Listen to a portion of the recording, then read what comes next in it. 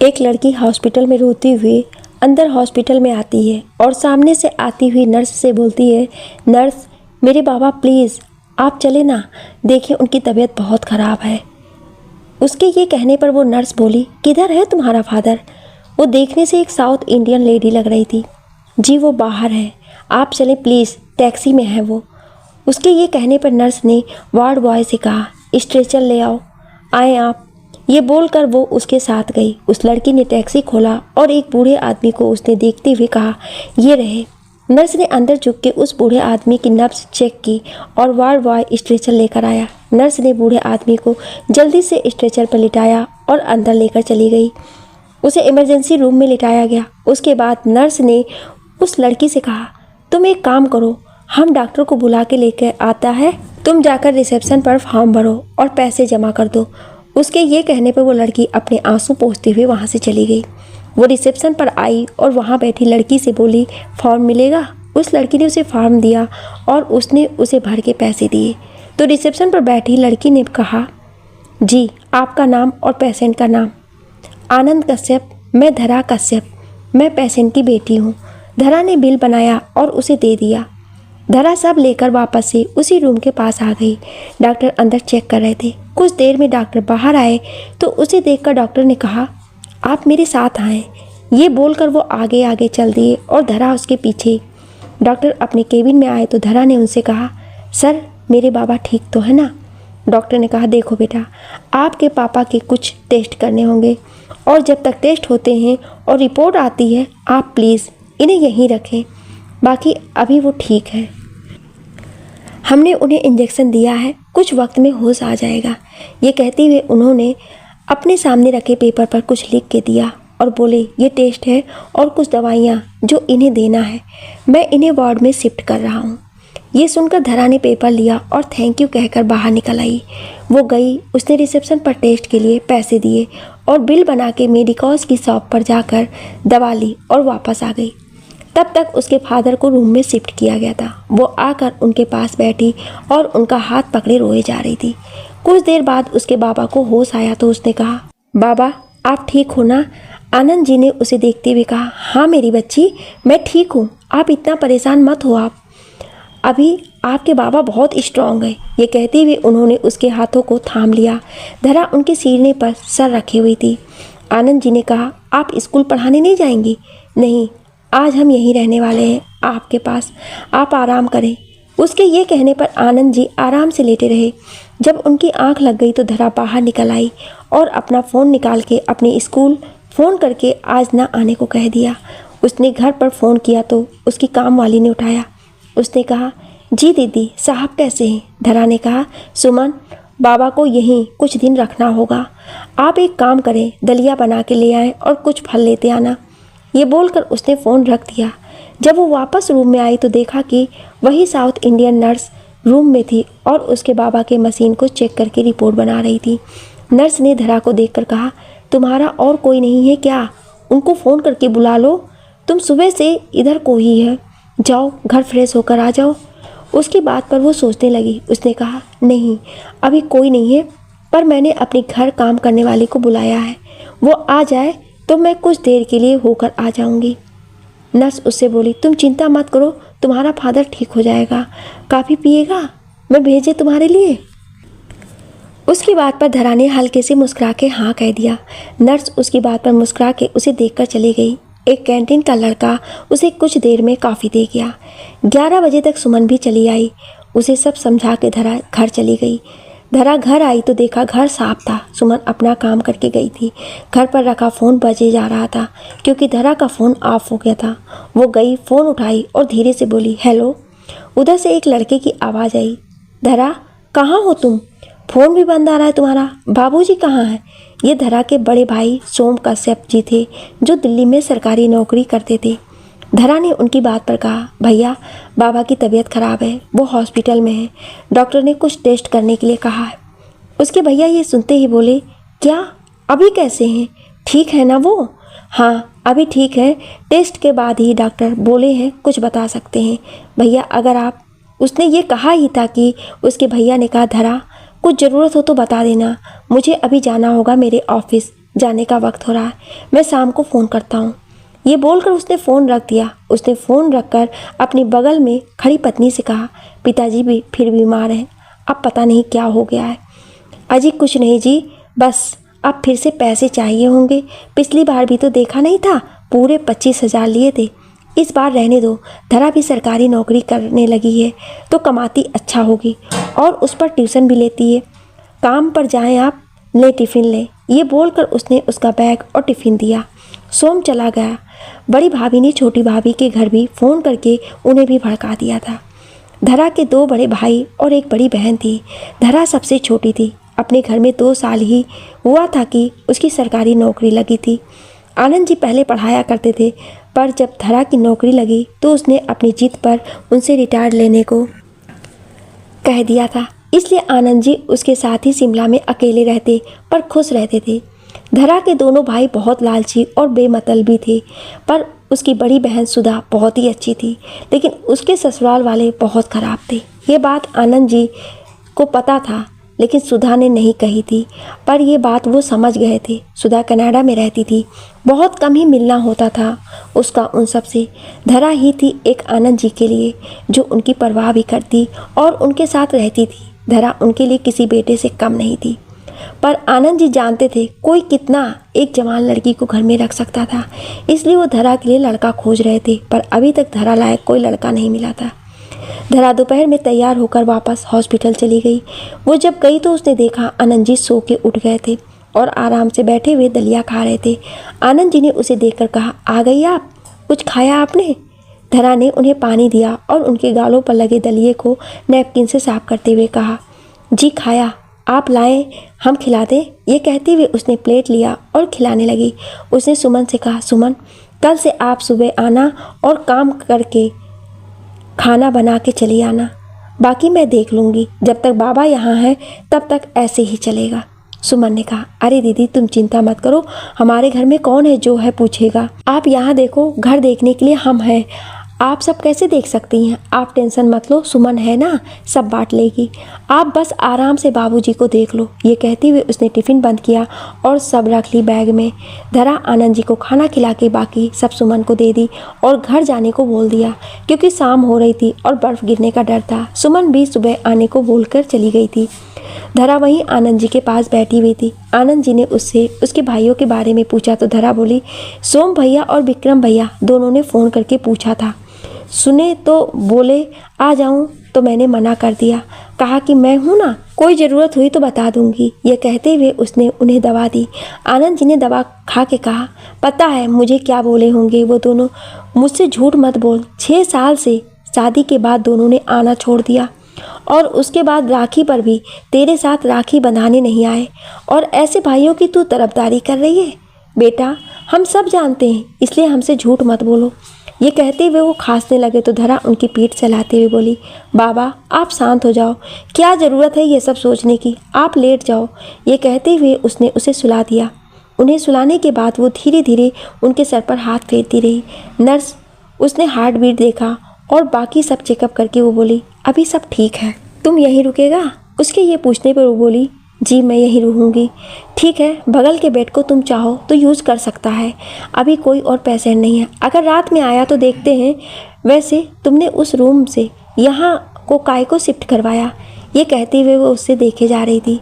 धरा ने कहा, बाबा को शांति में सोने की आदत है, उन्हें वैसे माहौल में अच्छा नहीं लगता है। उसके ये कहने पर नर्स बोली, तुम अपने बाबा से बहुत प्यार करता है। धरा ने सोए हुए आनंद जी को देखकर कहा, इनके अलावा है ही कौन मेरा? नर्स ये मेरे लिए सब कुछ है। नर्स उसे देखकर मुस्कुरा दी और वहाँ से चली गई।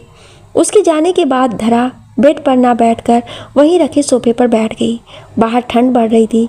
धरा ने अपनी शॉल को अपने चारों तरफ लपेट लिया और पैर ऊपर करके बैठ गई। आनंद जी को देखते हुए वो ना जाने क्या सोची जा रही थी और एक वक्त उसकी आंख लग गई। आधी रात के वक्त उसकी आंख खुली तो उसने देखा आनंद जी सो रहे थे। वो उठी और बाहर की तरफ चल दी। कुछ 1 घंटे बाद आई तो देखा वही साउथ इंडियन नर्स थी और एक डॉक्टर के साथ वहाँ पर 2 आदमी सूट पहने खड़े थे। एक पेशेंट था जो बेड पर लिटाया गया था। डॉक्टर उस लड़के को देखकर जब उन सबके साथ बाहर गया तो धरा की उस लड़के पर नज़र गई। हल्का सांवला सा, चेहरे पर गड़न बहुत प्यारी। इस वक्त वो होश में नहीं था। साउथ इंडियन नर्स थी। उसने उस लड़के को इंजेक्शन दिया और ड्रिप लगा के चली गई। धरा सोफे पर जाकर बैठ गई। सुबह का वक्त। धरा अपने आधे चेहरे पर शॉल डाले सो रही थी। आनंद जी भी नींद में थे। वो लड़का उसे होश आ गया था। उसने सब तरफ देखा पर वहाँ पर सिर्फ उसे धरा सोफे पर सोई हुई दिखी और आनंद जी।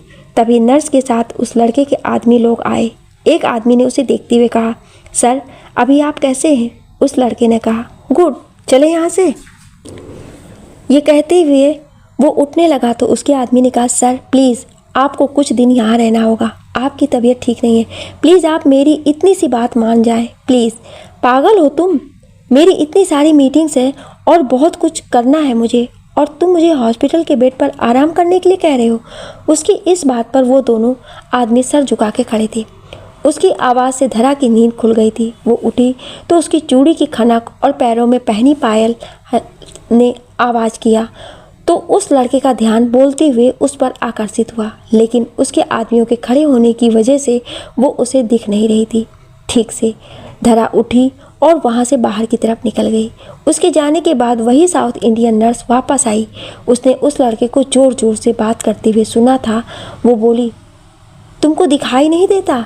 तुम्हारे बगल में पेशेंट है और तुम इतना लाउड लाउड बात करता है। आवाज़ स्लो करो और मेरे को बताओ क्या प्रॉब्लम है तुम्हारा। मिस्टर नील शेखावत, तुमको आखिर इधर रुकने से क्या प्रॉब्लम है? तुम्हारी तबीयत इतनी ख़राब है और तुमको काम की पड़ी है। क्या करेगा इतना पैसा? जब एक दिन मर जाएगा तो कौन लेगा ये सब? तुम्हारा तो गर्लफ्रेंड भी नहीं है, क्योंकि तुम है ही ऐसा बॉय जो काम के अलावा कुछ और कहाँ सोचता है। पर लिसन मिस्टर नील शेखावत, तुमको यहीं रहना होगा जब तक तुम ठीक नहीं हो जाता। हर बार तुमको झेल नहीं सकता, अंडरस्टैंड? ये बोलकर वो आनंद जी को देखने लगी। इतने में धरा वापस आई। तब तक आनंद जी उठ बैठे थे। नर्स को देखकर बोली, गुड मॉर्निंग। नर्स मुस्कुरा के उसे देखती हुई चली गई। नील अभी भी वहीं वैसा ही बैठा हुआ था। उसके आदमी वैसे ही खड़े थे। धरा ने आनंद जी से कहा, बाबा आप चाय पी लें, सुमन अभी आ रही होगी तो मैं कुछ देर के लिए घर जाऊंगी। आनंद जी चाय पीने लगे और धरा भी वहीं बैठी चाय पीने लगी। नील कुछ देर शांत बैठा रहा और अपने आदमियों को देखे जा रहा था। उसने कहा, अब ऐसे क्या देख रहे हो आप सब? जाएं यहाँ से और मुझे मेरा फ़ोन और टैब दें। अब यहाँ ऐसे तो नहीं रह सकता।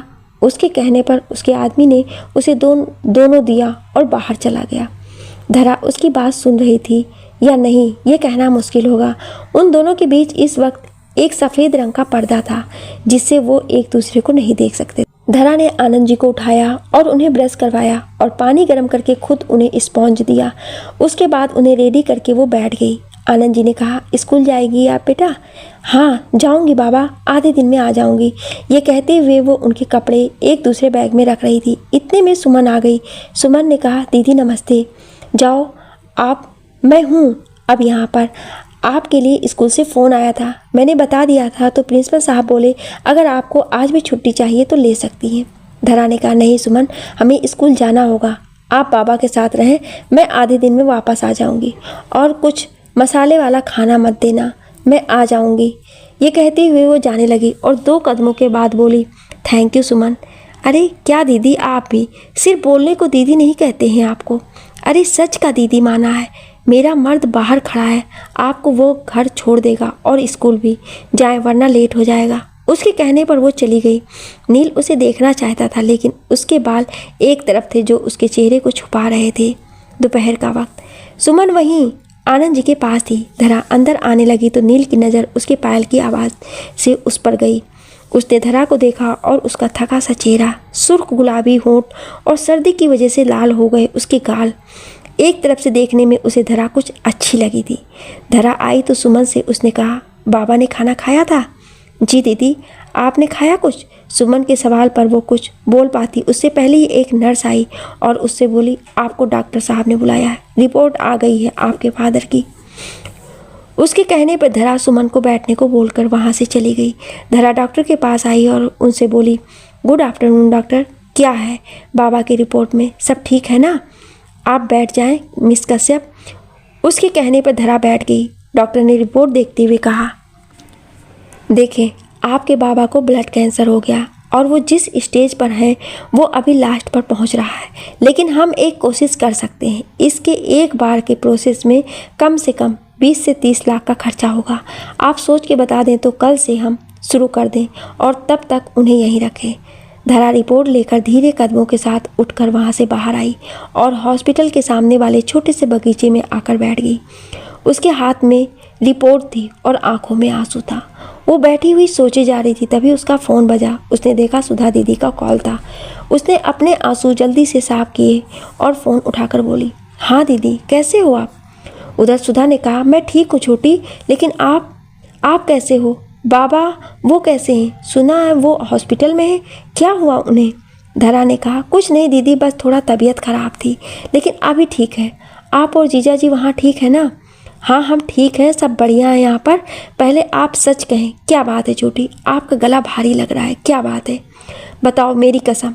उसके ये कहते ही धरा रो पड़ी और उसने रोते हुए सब बता दिया। सुधा बोली, छोटी आप चिंता मत करो, हम पैसे का इंतजाम कहीं से करते हैं। और सोम भैया और विक्रम से बोला आपने? बताया उन्हें आपने? उन्हें क्या बताऊं दीदी, जिसने मेरी पूरी बात नहीं सुनी और जिसने एक बार फ़ोन करके ये नहीं पूछा बाबा कैसे हैं, तो मैं क्या बोलूं उन भाइयों से, कैसे बात करूं? ये कहते हुए उसकी आंखों से आंसू गिरे जा रहे थे। सुधा ने उससे कहा, आप परेशान मत होना, मैं हूं ना, देखती हूँ क्या हो सकता है। आप बाबा का और अपना ख्याल रखना। ये बोलकर उसने फ़ोन रख दिया। सुधा के लिए धरा उसकी बेटी जैसी थी। धरा को माँ के जाने के बाद सुधा ने ही पाला था, इसलिए वो उसकी आवाज़ से भी पहचान लेती थी कि वो किस हाल में है। सुधा ने जाकर अपनी अलमारी चेक किया और कुछ बैंक बैलेंस पर वो बस 6 लाख था। उसने सारे पैसों को निकाल के धरा के अकाउंट में भेजने का सोचा और उसमें लग गई वो। धरा इधर आंसू साफ करके अपना अकाउंट देखने लगी। उसमें कुल 5 लाख रुपए थे और एक फिक्स डिपॉजिट था। वो भी रुपए इकट्ठे करने में लग गई। शाम का वक्त धरा कमरे में आई तो आनंद जी ने कहा, बेटा कहाँ थी आप? सुबह के बाद दिखी नहीं, कुछ खाया या नहीं? धरा बोली, जी बाबा खाया। वो कुछ काम था उसी के लिए गई थी। नर्स अंदर डॉक्टर के साथ आई तो उन्होंने आनंद जी को देखा और धरा से बोले, अभी तो ठीक लग रहे हैं, पर आप सोच लें और कल बता दें आप। उसके ये कहने पर धरा बोली, आप कल से इलाज शुरू करें, मैं कल सुबह यहाँ पैसे जमा करवा दूंगी, आप चिंता मत करें। आनंद जी ने कहा, लेकिन हुआ क्या है? हमें रिपोर्ट आ गई, क्या आया है उसमें? धरा ने अभी तक आनंद जी को नहीं बताया था। डॉक्टर ने नोट पैड पर कुछ लिखते हुए कहा, आपको ब्लड कैंसर है और लास्ट स्टेज होने पर में कुछ वक्त है, कल से इनके कहने पर हम इलाज शुरू करेंगे। ये बोलकर वो चले गए। आनंद जी ने उनके जाने के बाद कहा, बेटा ये क्या है? कुछ नहीं बाबा, आप ठीक हो जाओगे और मेरे साथ वापस रहोगे, आप चिंता मत करना। आपकी बेटी आपको अभी जाने नहीं देगी, मैं सब कर लूँगी। उसके ये कहने पर वो बोले, तेरे भाइयों को ये बात पता है? क्या तूने उन्हें ये सब बताया? धरा ने नाम में सिर हिला दिया तो आनंद जी ने कहा, हाँ उन्हें क्या ही बताएगी, उन्हें अपनी ज़िंदगियों से फुर्सत मिले तब ना। सच कहूँ बेटा, तो तेरे भाइयों की जगह मुझे 2 बेटियाँ और होती तो शायद इस आनंद कश्यप का सीना चौड़ा हो गया होता, पर मेरे बेटों ने मुझे बहुत लाचार बना दिया। धरा ने उनके पास बैठते हुए कहा, बाबा ऐसा नहीं कहते, मैं हूँ ना, आप कुछ मत सोचें। और भैया देखना, जैसे ये सुनेंगे वैसे ही आएंगे, वो अच्छे हैं। उसकी बात पर आनंद जी ने कहा, फ़ोन लगा और अभी बता, मैं भी सुनना चाहता हूँ क्या बोलेंगे तेरे भाई लोग। और हाँ, कसम है तुझे, जो बोले मुझे सुनने देना। आज मैं भी तो सुनूं अपने पिता से कितना प्रेम है। अपनी बेटी जैसी बहन को तकलीफ में देखकर क्या वो सब खड़े होते हैं उनके लिए? ये कहते हुए उन्होंने उसके हाथ से फ़ोन लिया और कॉन्फ्रेंस कॉल किया। जब दोनों ने फ़ोन उठाया तो धरा ने कहा, प्रणाम भैया। विक्रम ने कहा, हाँ धरा बोलो, क्या हुआ, सब ठीक है? सोम ने कहा, हाँ थोड़ा जल्दी बताओ, मुझे कहीं जाना है। धरा ने आनंद जी की तरफ देखा तो उन्होंने बोलने के लिए कहा। धरा ने कहा, भैया वो बाबा की रिपोर्ट आई है और डॉक्टर ने कहा है कि बाबा को ब्लड कैंसर है, उन्हें कल से इलाज देना होगा, 20 से 30 लाख रुपए लगेगा। ये सुनते ही सोम की पत्नी जो बगल में खड़ी थी उसने कहा, अरे धरा ये तो बहुत बुरी बात हुई, ये कैसा पहाड़ तोड़ दिया भगवान ने। उसके ये कहने पर विक्रम भी शांत बैठा था, उसकी भी पत्नी वहीं खड़ी थी, फ़ोन स्पीकर पर था। उसने कहा, अरे भाभी सही कहा, ये क्या हो गया, लेकिन धरा इतने पैसों का इंतजाम होगा कैसे? तुम्हारे भैया का सेविंग तो तुम जानती हो नहीं पाता है क्योंकि किराए का मकान है, और उसके बाद तुम जानती हो दिल्ली कितनी महंगी है। अब क्या करें, बड़े भैया से देख लो। उसके ये कहने पर सोम की पत्नी बोली, अरे हम कहाँ से देंगे, अभी पिछले महीने मेरी तबीयत खराब हो गई थी, उसमें पैसा लगा था, और फिर बिट्टू की पढ़ाई, उसमें कितना खर्चा लग रहा है, इतना पैसा कैसे दे पाएंगे।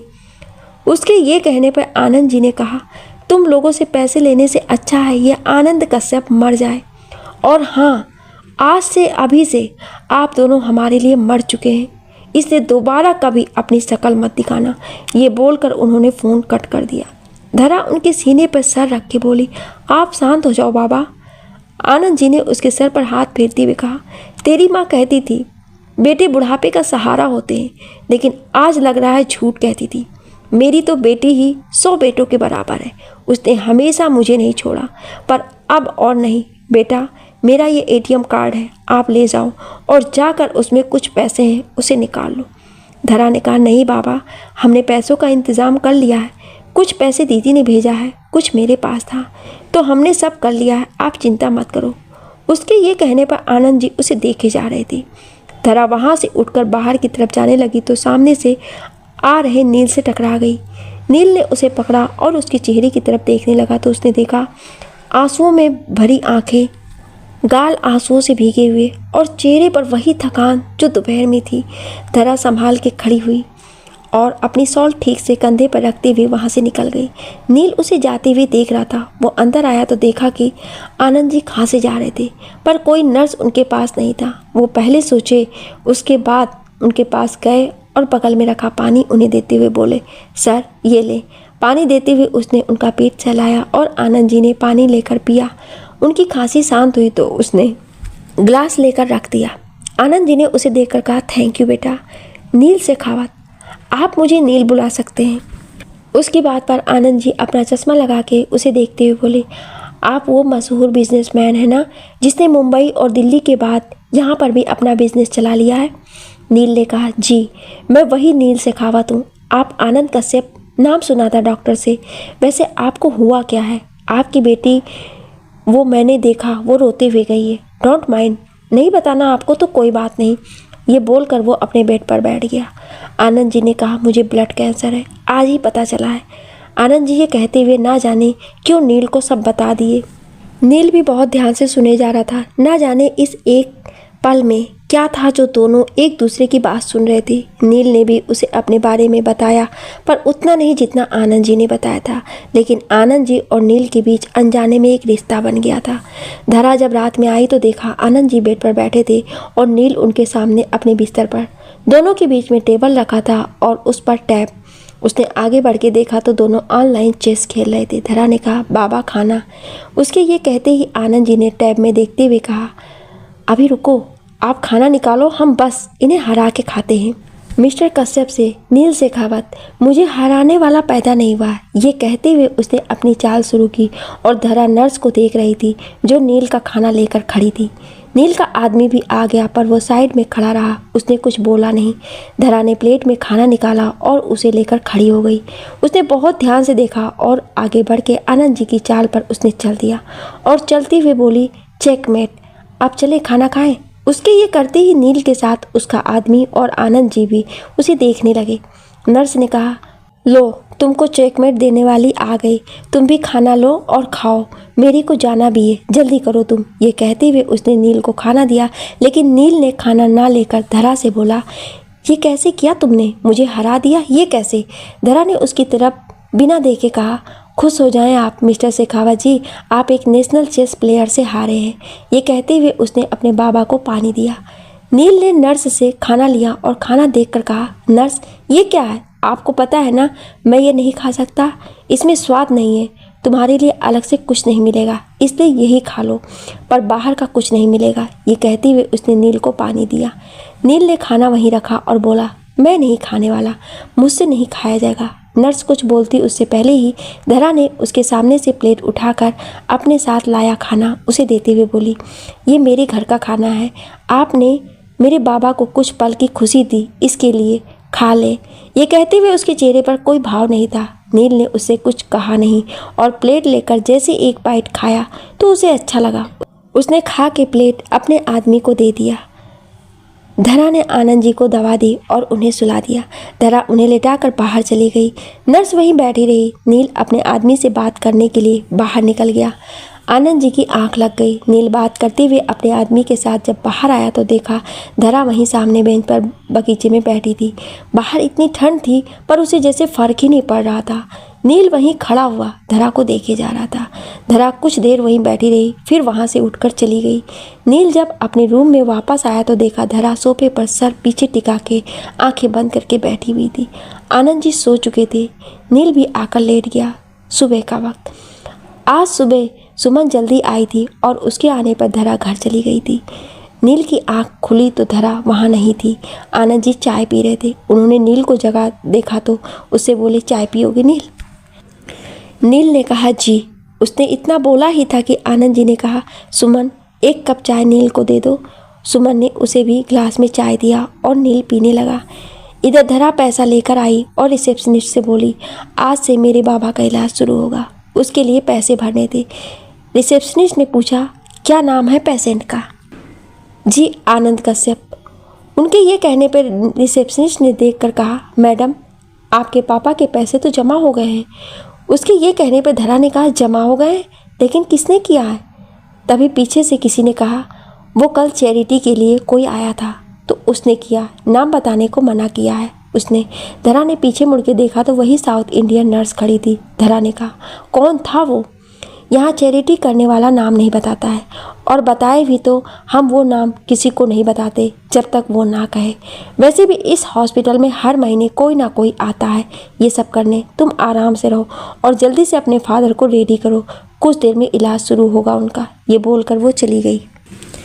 धरा ने खुद से कहा, मुझे नहीं पता कान्हा जी कौन था वो, पर जो भी है उसे उसकी ज़िंदगी में वो सब मिले जिसकी उसकी ज़िंदगी में कमी है। उसे पूरी दुनिया की खुशी मिल जाए। ये बोलकर वो अपने आंसू साफ कर रूम में गई। अंदर जाकर देखा तो आनंद जी नील से बात कर रहे थे। धरा नील को देख ना जाने क्यों अजीब सा फील करती थी। उसे नील पसंद था या नहीं ये समझ नहीं आया। उसने आनंद जी से कहा, बाबा आपका इलाज आज से शुरू हो रहा है, नर्स आपको लेने आने वाली है। सुमन कल से बाबा की चाय बंद, इसलिए चाय मत लाना। नील ये सुनकर बोला, मिस्टर कश्यप अगर आपको चाय नहीं मिलेगी तो मुझे भी चाय नहीं मिलेगी क्या? मुझे तो वैसे भी यहाँ की चाय पसंद नहीं है, ना ही खाना। लगता है अब कल से मुझे यहाँ के बेस्वाद वाली चाय पीनी होगी। धरा ने सुमन की तरफ देखकर कहा, सुमन कल से खाना और चाय थोड़ा ज़्यादा लाना, पर बाबा के लिए नहीं। वो ये कहते हुए सारी रिपोर्ट एक साथ रख रही थी। इतने में नर्स आई और उसने कहा, चले मिस्टर कश्यप आपके ट्रीटमेंट का वक्त हो गया। ये बोलकर वो उन्हें अपने साथ ले गई। धरा भी आई लेकिन उसे बाहर ही रोक दिया गया। धरा वहीं खड़ी रही। इधर नील का आदमी उससे बात करने आया था। उसने देखा नील अपना सर पकड़ के बैठा था। उसके आदमी ने कहा, सर आपको फिर से दर्द हो रहा है? रुके मैं डॉक्टर को बुलाता हूँ। उसने ये कहते हुए एक बटन प्रेस किया तो नर्स आई। उसने उससे डॉक्टर को बुलाने के लिए कहा। नर्स भागते हुए गई और डॉक्टर को बुला लाई। उसने नील को देखा और उसे एक इंजेक्शन दिया जिससे उसके सर का दर्द कुछ वक्त में ठीक हो गया और वो सो गया। डॉक्टर ने नील के आदमी से कहा, शेखर साहब आप इन्हें समझाएं, ऐसे इनकी जिद पर इनकी जान भी चली जाएगी। क्यों नहीं ये ट्रीटमेंट के लिए मानते हैं? ये अगर आज मान जाएं तो हम आज से ट्रीटमेंट शुरू कर देंगे, पर ना जाने किस जिद पर बैठे हैं मिस्टर शेखावत, प्लीज़ समझाएं इन्हें। ये बोलकर वो चले गए। शेखर वहीं खड़ा देखे जा रहा था। इधर धरा सुमन के साथ बैठी हुई थी। वो सोचे जा रही थी। सुमन गई और उसे लाकर चाय दी। धरा ने मना किया तो सुमन बोली, दीदी खुद का ख्याल नहीं रखोगी तो कैसे बाबूजी का ख्याल रख पाओगी? उनके लिए तो सिर्फ आप हैं। अरे भगवान ने 2 बेटे दिए लेकिन मजाल है एक भी बेटा यहाँ खड़ा हो। अरे पैसे नहीं दिए तो खड़े कैसे होते? देख लेना दीदी, एक दिन भगवान सबका बदला लेगा, वो सब भी खुश नहीं रहेंगे। मत कोसो सुमन, अपनों को कोसते नहीं है, और बाबा के लिए मैं हूँ ना, और दीदी भी तो है। धरा ये कहते हुए चाय पीने लगी। सुमन ने कहा, अरे दीदी अगर अपने ऐसे होते हैं तो मैं तो कहती हूँ ऐसे अपने मर जाएं।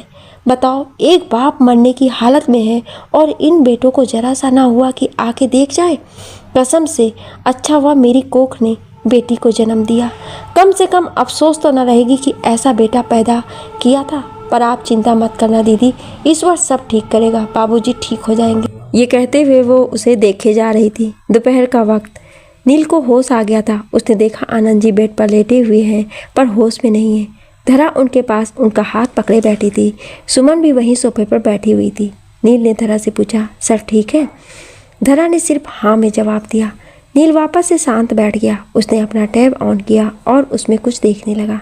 इतने में धरा का फ़ोन बजा। उसने आनंद जी का हाथ संभाल के रखा और फ़ोन उठाकर खिड़की के पास गई। उसने देखा सुधा का कॉल था। वो बोली, प्रणाम दीदी, कैसे हो? मैं ठीक हूँ, आप ये बताएं कि बाबा कैसे हैं?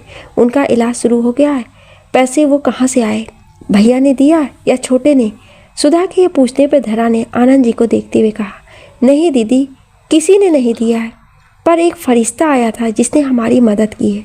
मैं बस ये जानती हूँ उसने जिस तरह हमारी मदद की है, कान्हा जी कभी उस पर कोई तकलीफ ना आने दें।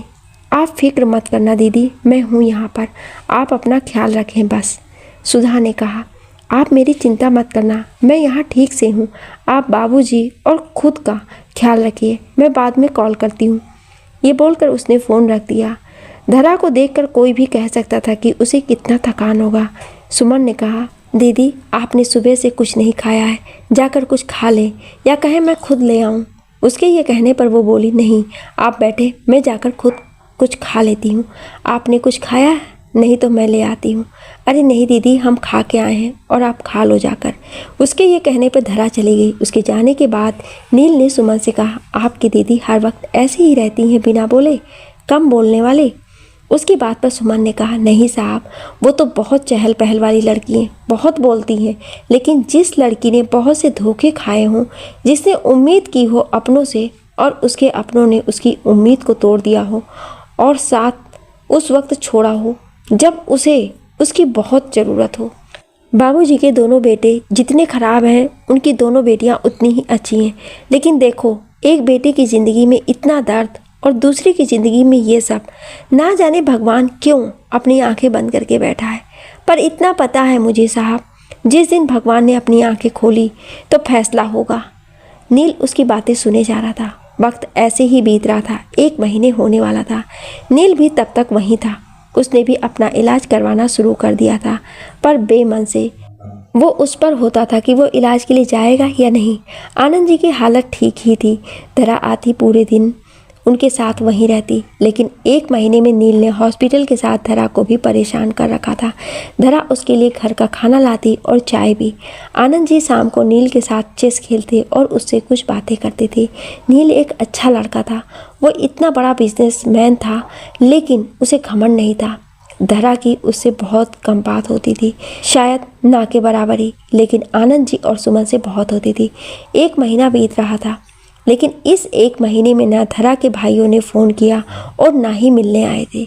धरा जैसे तैसे सब कर रही थी। वो आनंद जी को बचाने के लिए जी जान लगा चुकी थी और बाकी सब भगवान पर छोड़ चुकी थी। नील हॉस्पिटल रहता था और वहीं से अपना काम भी करता, लेकिन उसकी नज़रों को अब एक आदत होने लगी थी, और वो थी धरा। उसे धरा की जो आदत हो रही थी, उसे पता होने लगी थी कि उसका मुस्कुराता चेहरा उसे अच्छा लगता है, उसका थका हुआ चेहरा उसे थका जाता। ये बात वो अभी जान पाया था कि नहीं, वो उसे नहीं पता था। नील के बारे में ना धरा जानती थी और ना जानना चाहती थी, क्योंकि उसे बस अपने पिता के बारे में सोचना था। सुधा उसे बराबर फ़ोन करके पूछती जाती थी। 1 महीने ख़त्म हुए और अगला महीना आया। धरा काउंटर पर अगले महीने का पैसा जमा करने गई तो उससे लड़की ने कहा, मैडम आपका इस महीने का पैसा तो कल शाम को जमा हो गया है। उसके ये कहने पर धरा हैरानी से बोली, जमा हो गया? लेकिन किसने किया? उसके ये कहने पर नर्स ने उसके बगल में खड़े होकर कहा, वही चैरिटी वाले, उन्हीं के पैसों से हुआ है। कहा था ना, स्ट्रेस मत लो, वो जो गॉड है ना, वो अपने लोगों की हेल्प करने किसी भी रूप में आ जाता है। चलो ये पैसे ले जाओ तुम और जाकर अपने पापा के पास बैठो। धरा ने कहा, पर क्या आप मुझे उनका नाम बता सकती हैं? प्लीज़, मुझे जानना है कौन है वो, प्लीज़ नर्स प्लीज़। ये बोलकर वो उसे देखने लगी तो नर्स ने बोला, मैंने तुमको बताया था ना कि ये इन्फॉर्मेशन किसी को नहीं दिया जाता है, तो तुम हमसे क्यों बार बार एक ही बात पूछते हो? चलो अब जाओ, मेरे को भी बहुत काम है। ये बोलकर वो चली गई। धरा भी वापस कमरे में आ गई। देखा नील जा रहा था आज। उसने उस पर ध्यान नहीं दिया और जाकर सोफे पर बैठ गई।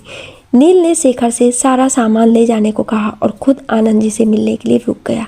आनंद जी लेटे हुए थे। उसने धरा से कहा, मैं जा रहा हूँ, सर से बोलना अगर वक्त मिला तो मैं उनसे मिलने आऊँगा। धरा ने सामने देखते हुए कहा, शुक्रिया, जितने दिन आप थे मेरे बाबा खुश थे, उसके लिए शुक्रिया, और मैं बता दूंगी उन्हें। नील ने उससे कहा, मैंने बस खुद को यहाँ रोकने के लिए एक सहारा लिया। वैसे शुक्रिया आपके बाबा का मुझे करना चाहिए जो उन्होंने मुझे मना लिया। चलें, गुड बाय। ये बोलकर वो वहाँ से चला गया। उसके जाने के बाद धरा सोफे पर बैठ गई। शाम का वक्त। धरा हॉस्पिटल के बगीचे में बैठी हुई थी। शाम गहरा रही थी और ठंड बढ़ती जा रही थी। बहुत कम लोग ही वहाँ थे। उससे कुछ दूरी पर एक आदमी उसे देखे जा रहा था। उसके हाथों में एक पेपर और पेन था और वो गाड़ी से टिक के कुछ करे जा रहा था। तभी शेखर आया और उससे बोला, नील सर, सब हो गया है। नील ने कहा, गुड, चले। ये कहते हुए उसने उस पिक्चर को कंप्लीट किया और उसे फोल्ड करके अपने जेब में रख लिया। नील आया था पर ना वो आनंद जी से मिला और ना धरा से। वो बस बाहर खड़ा रहा। धरा भी रात में आनंद जी को दवा देकर वहीं सोफे पर बैठकर खाली बेड को देख रही थी। आज पहली बार था जब उसे अकेलापन महसूस हो रहा था। बहुत शांति थी इस कमरे में। उसे पहली बार नील की कुछ यादें आने लगीं। वो उठी और उस बिस्तर पर बैठ गई। उसने खुद से कहा, बहुत अजीब थे आप, पर कुछ खास था आप में, न रिश्ता न कुछ, पर मेरे बाबा के होठों पर मुस्कान ला देते थे आप। आज आपके जाने से बाबा की मुस्कान भी कहीं चली गई है और इस कमरे का शोर भी। पर अब अपनों ने साथ नहीं दिया तो दूसरों से क्या उम्मीद करूं। ये कहते हुए वो उसी बिस्तर पर सिरहाने से लग के आंखें बंद करके लेट गई। सुबह का वक्त। उसकी आंख खुली तो देखा सुमन अंदर ही आ रही थी। धरा ने कहा, सुमन आ गई आप? जी दीदी, आपकी चाय लाए हैं। और नील भैया वो नहीं है क्या? उसके ये कहने पर वो बोली, कल उन्हें डिस्चार्ज कर दिया गया। ये कहते हुए वो आनंद जी के पास गई और उनसे बोली, बाबा बाबा उठे, सुबह हो गई है। उसके कहने पर आनंद जी ने कोई रिस्पॉन्स नहीं दिया। वो फिर उन्हें हिला के बोली, पर तभी उनका हाथ नीचे लटक गया। ये देखकर धरा के होश उड़ गए। सुमन ने बटन प्रेस किया और कुछ देर में डॉक्टर और नर्स दोनों आ गए। डॉक्टर ने देखकर कहा, सॉरी मिस कश्यप, आपके पापा को हम बचा नहीं सके, हमें माफ़ कर दें। ये कहते ही धरा अपने बाबा के सीने से लग के रोने लगी। सुमन उसे संभालने लगी। धरा की जिंदगी का आखिरी सहारा छीन लिया था आज भगवान ने। उसकी हालत देखकर वहां खड़े सभी की आंखों में आंसू था। सुमन ने अपने पति को फ़ोन करके बुला लिया। धरा को उसने ही संभाल रखा था। आनंद जी के पार्थिव शरीर को घर लाया गया। आनंद जी को जानने वाले सब आए। धरा वहीं बेसुध सी बैठी हुई थी। उसके भैया भाभी भी ये सुनकर फ्लाइट पकड़ के दोपहर तक वहाँ थे। धरा ने ना उनकी तरफ देखा और ना ही उनसे कुछ पूछा। वो सब आकर बस आनंद जी के बेजान शरीर के आगे रोए जा रहे थे। सुमन को इस वक्त बहुत गुस्सा आ रही थी। जब आनंद जी को शमशान घाट ले जाया जा रहा था, तब जैसे उसके भाइयों ने कंधा देने के लिए हाथ बढ़ाया तो धरा ने कहा, रुक जाएं। उसके ये कहने पर वहाँ खड़े सब देखने लगे। सोम ने कहा, क्या हुआ धरा, बाबूजी को शमशान घाट ले चलना है। धरा ने सुमन के पति की तरफ देखा और उससे बोली, अखिलेश भैया, आप मेरा साथ देंगे मेरे बाबा को शमशान घाट ले जाने में? उसके ये कहने पर अखिलेश ने रोते हुए हाँ कहा। जब धरा ने कंधा दिया तो बाकी लोग भी आ गए, लेकिन सोम और विक्रम को उसने रोक दिया था। सोम ने भी विक्रम से शांत रहने के लिए कहा। धरा शमशान घाट आई और मुखाग्नि भी उसी ने दी। सारा काम करके वो घर वापस आई और सारे लोग चले गए थे। सुधा को ये खबर पता चल गई थी और उसके दुष्ट ससुराल वालों ने उसे भेजना भी जरूरी नहीं समझा। वो वहीं रोते रोते टूट गई थी। तड़प के रह गई थी सुधा, लेकिन उसकी किसी ने नहीं सुना था। शाम का वक्त। धरा अपने बाबा के कमरे में उनके तस्वीर को लेकर बैठी हुई थी। सुमन और अखिलेश वहीं उसके पास थे। उसके भैया भाभी चारों बाहर हॉल में बैठे हुए थे। सोम की पत्नी ने कहा, बाबूजी तो चले गए, लेकिन अब छोड़ गए इस घर को, अब इसका बंटवारा तो होना ही चाहिए। विक्रम ने कहा, बंटवारा क्यों भाभी? अरे सबको पता है 2 लोग हैं तो 2 लोगों का ही तो होगा। ये घर मेरा और भैया का है, और बाकी कुछ भी है जो भी बाबूजी का है वो भी 2 भाइयों का है, इसलिए इसमें पूछना नहीं है। बस एक वकील को बुला के कागजात बना लेते हैं, क्यों भैया? जैसा आप लोगों को ठीक लगे, मैं तो आप लोगों के साथ ही हूँ। उसके ये कहने पर विक्रम वकील को कॉल करने लगा। विक्रम की पत्नी ने कहा, अरे लेकिन इस धरा का क्या करेंगे? सोम की पत्नी ने कहा, क्या करेंगे? कमा रही है तो कुछ दिन उसे यहीं रहने देंगे, उसके बाद शादी निपटा के उसे भेज देंगे। अब इतना तो नहीं रख सकते ना जवान लड़की को अपने पास। कल को कोई ऊंच नीच हो गई तो क्या जवाब देंगे दुनिया वालों को? ठीक कहा तुमने भाभी। अरे इतनी बड़ी हो गई है, ना जाने बाबा को कैसा लड़का चाहिए था। मैंने तो कहा था मेरे चचेरे भाई से शादी करा दो, लेकिन नहीं, उन्हें तो ना जाने कौन सा राजकुमार चाहिए। आज चले गए पर छोड़ गए इसे हमारे माथे पर मरने के लिए। उसकी ये बात पर सुमन अखिलेश के साथ धरा भी दरवाजे पर खड़ी सुन रही थी।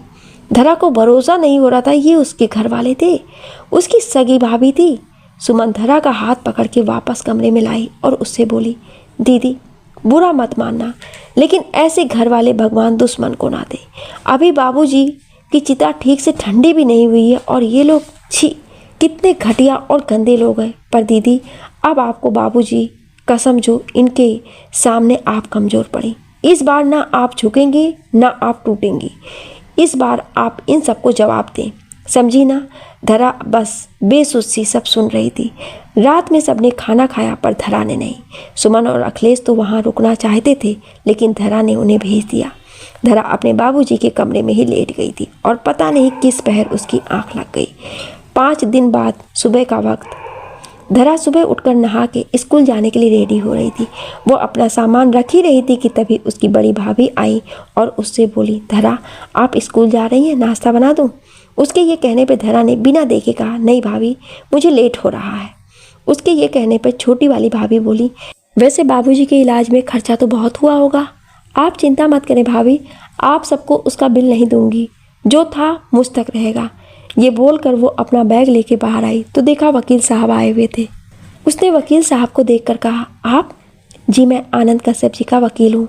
उन्होंने मरने से पहले अपनी वसीयत बनाई थी। मैंने जब सुना कि दूसरी वसीयत बन रही है तो मुझे यहाँ आना पड़ा इस बारे में बात करने और उनकी असली वसीयत लेकर। उनके ये कहने पर उसने अपने दोनों भाइयों को देखा। तभी सुमन भी अखिलेश के साथ आ गई थी। वकील ने कहा, अगर आपके पास वक्त हो तो क्या आप बैठकर वसीयत सुन सकती हैं? धरा कुछ बोलती उससे पहले ही उसकी बड़ी भाभी बोली, अरे वकील साहब, ये रुककर क्या करेगी? इसे जाने दे, बाद में हम बता देंगे इसे वसीयत के बारे में। तभी सुमन ने अंदर आते हुए कहा, अरे क्यों बड़ी भाभी, आप सब अगर सुनेंगे वसीयत तो दीदी को भी सुनने का पूरा हक है। क्यों वकील साहब, सही कहा ना मैंने? नहीं तो वकील साहब आप शाम को आएँ, तब दीदी भी होंगी। उसके ये कहने पर बड़ी वाली भाभी बोली, अरे नहीं, रुक जाओ धरा। उसके कहने पर सुमन ने धरा को बैठाया और वो उसके बगल में खड़ी हो गई। वकील साहब ने वसीयत निकाला और उसे पढ़ने लगे। मैं आनंद कश्यप अपने पूरे होशो हवास में ये घर और मालती जी के गहने अपनी दोनों बेटियों के नाम करता हूँ। मेरे पास जो भी कुछ है वो सिर्फ मेरी दोनों बेटियों का होगा और गलती से भी मेरे बेटों ने उस पर हक जताया तो कानून से अनुरोध है कि वो उन पर कड़ी से कड़ी सज़ा मुकम्मल करें।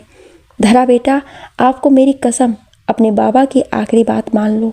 इस घर को और अपनी माँ के गहनों को पाने के बाद भाइयों या भाभियों के हाथ में मत देना। अगर ऐसा किया तो मेरी आत्मा को कभी शांति नहीं मिलेगी। मेरी बच्ची हमेशा खुश रहना। ये कहते हुए वकील साहब रुके और उसे घर के पेपर और गहनों के सारे बॉक्स देकर चले गए। उनके जाने के बाद बड़ी भाभी बोली, बाबूजी ऐसा कैसे कर सकते हैं? अरे आप दोनों उनके बेटे थे, ऐसे कैसे अपनी बेटियों को सब देकर चले गए? ये तो बहुत गलत किया है। अरे ऐसे कैसे अपने बेटों को भूल सकते हैं?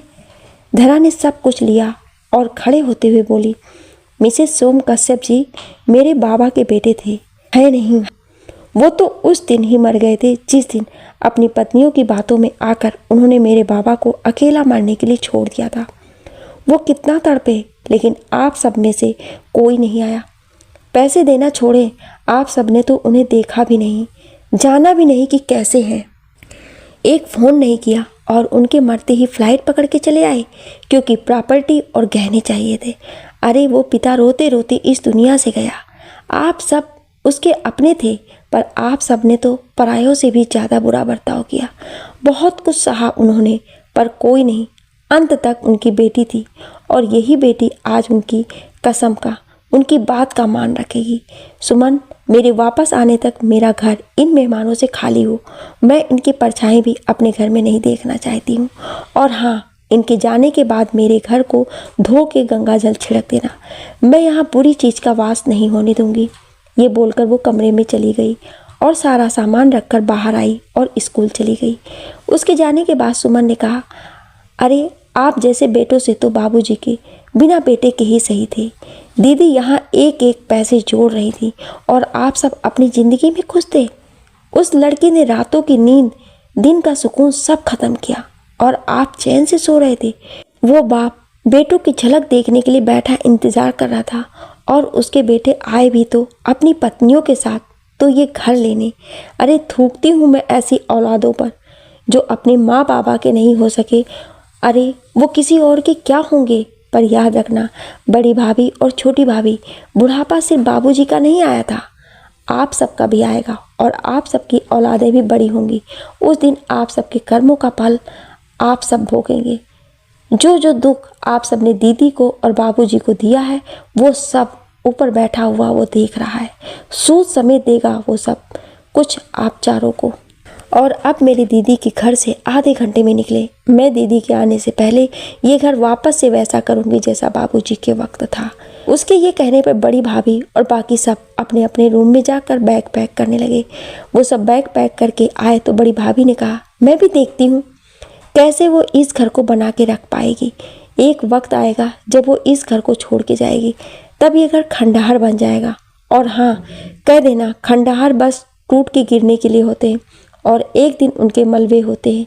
चलो जी, ये बोलकर वो वहाँ से सबके साथ चली गई। उसके जाने के बाद अखिलेश ने कहा, ऐसी होती है औलाद तो मैं कहता हूँ अच्छा है हमें बेटा औलाद में नहीं मिला। बताओ, जिस पिता ने खून पसीना एक करके इन्हें यहाँ तक पहुँचाया, उसे ही ये लोग ठोकर मार दिए। अरे देवी जैसी दीदी का दर्द भी न दिखा। कभी खुश नहीं रहेंगी ये सुमन, कभी नहीं। ये कहते हुए वो रो दिया। सुमन ने उसका हाथ पकड़ लिया था। 20 दिन बाद शाम का वक्त, धरा ने सुमन और अखिलेश की मदद से ही आनंद जी की 13वीं की थी। उसके बाद धरा ने खुद को संभाला था और वापस से स्कूल पढ़ाने के लिए ट्यूशन देने लगी थी। सुमन सुबह आकर काम करती और शाम को 4 बजे चली जाती। सुमन की बेटी भी धरा के पास ही पढ़ती थी। सुधा भी यहाँ वापस आ रही थी। उसने अपने पति से तलाक लेने का फैसला किया था, जो इस वक्त कनाडा में चल रही थी, इसलिए उसे आने में वक्त लग रहा था।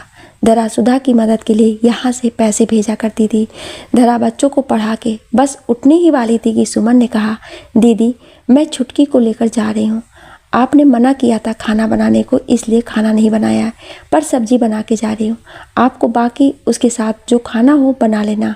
ठंड बढ़ रही है और धुंध भी, मैं निकलूँ नहीं तो रास्ता बहुत ख़राब हो जाएगा। ये बोलकर वो छुटकी अपनी बेटी का हाथ पकड़ के उसका बैग लेकर बाहर की तरफ निकल ही रही थी कि तभी दरवाजे की बेल बजी। सुमन ने खोला तो देखा सामने नील खड़ा था, सूट बूट पहने, आंखों पर काला चश्मा लगाए। सुमन उसे देखकर पहचान गई। उसने कहा, अरे साहब आप आए, अंदर आए। ये कहते हुए वो उसे अंदर ले आई। नील अंदर आते हुए घर को देखे जा रहा था। ड्राइंग रूम था जिसमें चिमनी जल रही थी, सोफे रखे हुए थे और आनंद जी की तस्वीर लटकी थी, उस पर चंदन का हार था। सुमन ने अपनी बेटी से कहा, जाओ दीदी से कह दो उनसे मिलने कोई आया है। ये कहने पर उसकी बेटी भाग गई धरा के पास। सुमन उसे बैठाकर चाय पानी लेने चली गई। नील वहीं बैठा सब देखे जा रहा था। सुमन की बेटी आई और उससे बोली, आप बैठो, बुआ अभी आ रही हैं। ये बोलकर वो सुमन के पास भाग गई। सुमन ने लाकर चाय नाश्ता रखा और उससे बोली, साहब बुरा मत मानना, मुझे जाना होगा, नहीं तो फिर मुश्किल हो जाएगा जाने में। उसके ये कहने पर नील बोला, कोई नहीं आप जाएं, मैं वेट कर लूँगा। उसके ये कहने पर वो चली गई। वो जैसे गई वैसे ही बहुत सारे बच्चे भी आए और बाहर की तरफ निकल गए। नील उन्हें देखे जा रहा था। तभी धरा पीछे बगीचे वाला गेट बंद करते हुए बोली, कौन आया है सुमन? ये कहते हुए वो ड्राइंग रूम की तरफ आने लगी तो देखा सोफे पर कोई बैठा था। वो दूसरी तरफ आई तो देखा नील है। नील ने उसे देखा तो वो उठकर खड़ा हो गया। धरा ने हाथ जोड़ के उसे प्रणाम किया और उससे बोली, बैठे। उसके कहने पर नील बैठ गया। धरा बोली, आपको मेरे घर का पता कैसे मिला? और शायद आप बाबा से मिलने आए हैं। लेकिन वो इतना ही बोल पाई थी कि नील ने कहा, मैं जानता हूँ, हॉस्पिटल गया था तो वहीं पता चला, आपका एड्रेस भी वहीं से मिला तो आ गया। सॉरी, मैं ऐसे आया। कोई बात नहीं, वैसे आपको पता है तो भी आप यहाँ आए हैं। धरा के ये पूछने पर नील ने उसे देखते हुए कहा, मैं ये देखने आया था कि जो लड़की उस वक्त हिम्मत से लड़ रही थी आज वो कैसी है, टूटी तो नहीं है? अगर टूटी है तो क्यों?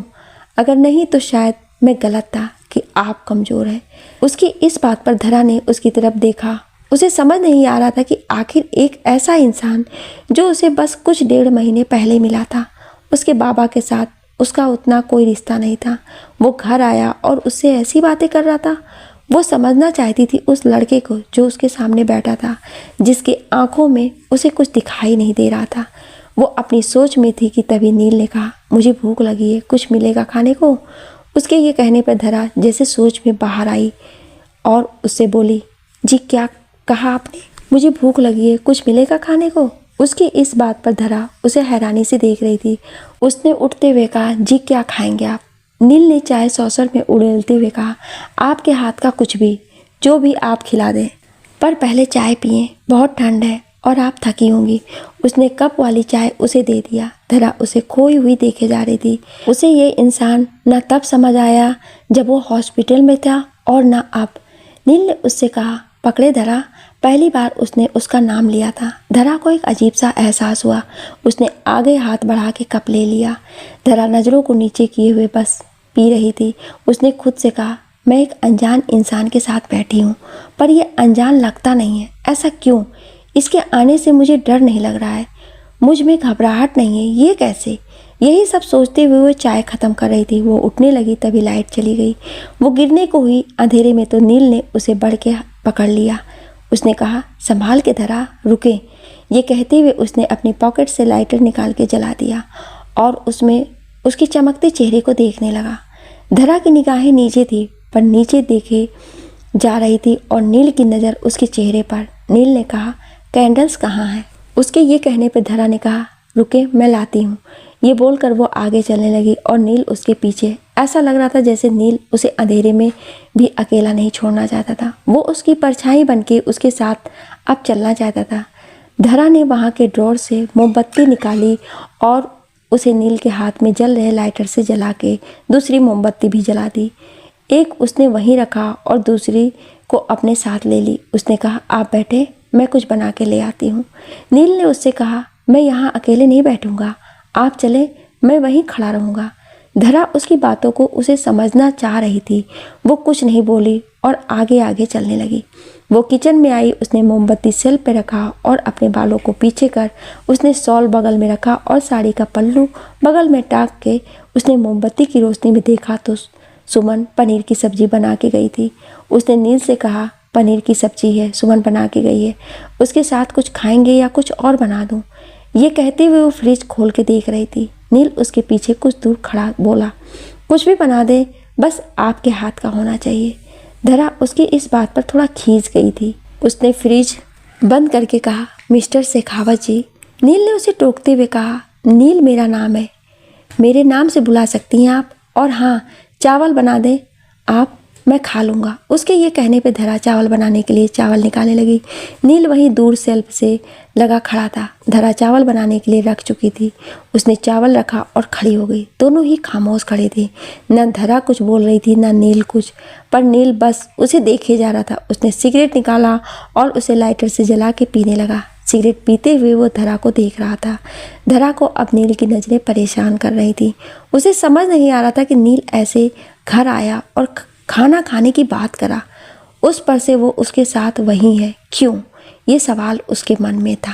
उसने मन में कहा, वही खामोश सा चेहरा और उस पर वही थकान, पर इस थकान में कुछ सुकून है।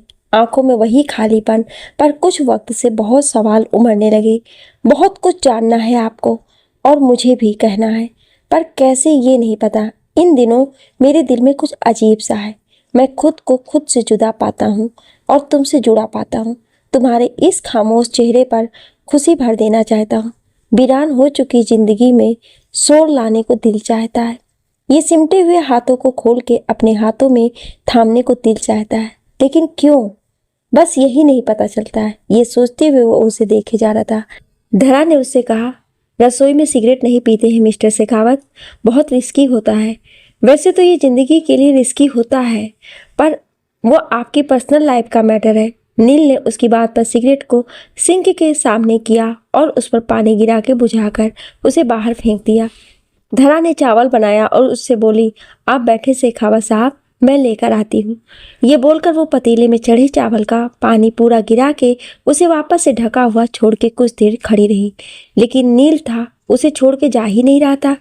धरा ने चावल निकाला 2 प्लेट में और एक कटोरी में सब्जी, दोनों में चम्मच रखकर वहीं किचन के कुछ दूरी पर रखे डाइनिंग टेबल के पास आई और प्लेट रख के नील से बैठने के लिए कहा। वो एक मोमबत्ती यहाँ भी जला के रख दी। नील ने कोट उतार के रख दिया और टाई की नॉट ढीली करते हुए उसे निकाल दिया। उसने अपनी शर्ट की बाजू को फोल्ड किया और उसके बाद बैठ गया। बहुत प्यार से वो खाना खा रहा था। धरा उसे खाते हुए देखकर बस सोच रही थी। उसने भी खाना खाया और प्लेट उठाकर दोनों को हाथ धोने के लिए चली गई। नील उसके साथ वहीं किचन के गेट पर खड़ा उसे देखे जा रहा था। जब धरा ने बर्तन साफ कर लिया तो उसने कहा, कॉफ़ी मिलेगी? धरा ने उसकी तरफ देखा और कॉफ़ी बनाने के लिए पतीला रख दिया। वो कॉफ़ी बना के ले आई। उसने बाहर आकर बगीचे वाला गेट खोला। वहां से कुछ रोशनी अंदर आई। नील वहीं दरवाजे की सीढ़ियों पर बैठ गया। धरा उसके बगल में खड़ी थी। ठंडी हवा कभी तेज हो जाती और कभी धीमी। नील खामोश कॉफ़ी पी रहा था। नील ने कहा, आप अपने बाबा से बहुत प्यार करती थी ना?